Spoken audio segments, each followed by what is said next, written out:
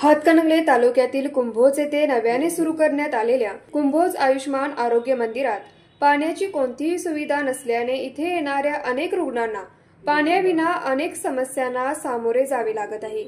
परिणामी नागरिकांनी वारंवार मागणी करूनही अद्याप आरोग्य मंदिरात कोणत्याही पद्धतीची पाण्याची सोय केलेली नाही। गेल्या 4 महिन्यापूर्वी भागातील आजी माजी आमदार व विद्यमान खासदारांच्या उपस्थितीत सदर आरोग्य मंदिराचे मोठ्या दिमाखात उद्घाटन करण्यात आले होते।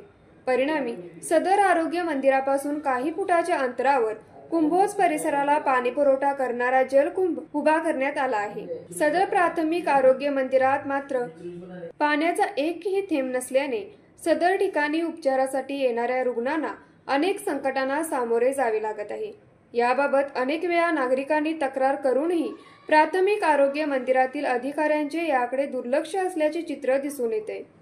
त्यांच्याकडे माहिती घेतली असता सदर ठिकाणी असणाऱ्या पाण्याची सुविधा कमी पडत असून पाणी उपसा करण्यासाठी मोटर बसवणे गरजेचे आहे।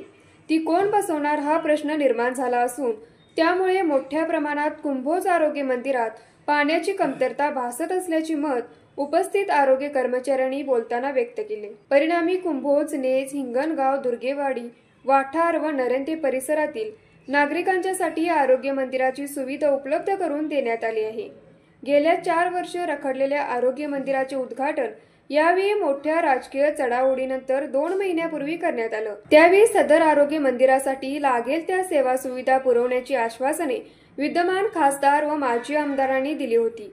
परिणामी दवाखान्याचे उद्घाटन झाले, दवाखाना चालूही झाला, परंतु दवाखान्यात असणाऱ्या सेवा सुविधा पाहता कुंभोज आरोग्य पथकच बरे होते अशी अवस्था सध्या आरोग्य मंदिरातील कर्मचारी व आरोग्य सुविधा घेणाऱ्या नागरिकांची झाली आहे। परिणामी यामध्ये लोकप्रतिनिधी, ग्रामपंचायत यांनी तात्काळ लक्ष घालून सदर ठिकाणी पाणी पुरवठा करण्यासाठी मोटर उपलब्ध करून देऊन रुग्णांची सोय करावी अशी मागणी कुंभोजसह परिसरातील नागरिकांच्यातून होत आहे। न्यूज मराठी 24 साठी विनोद शिंगे, कुंभोज। नमस्कार, माझं नाव स्वाती सयाजी सोळशे।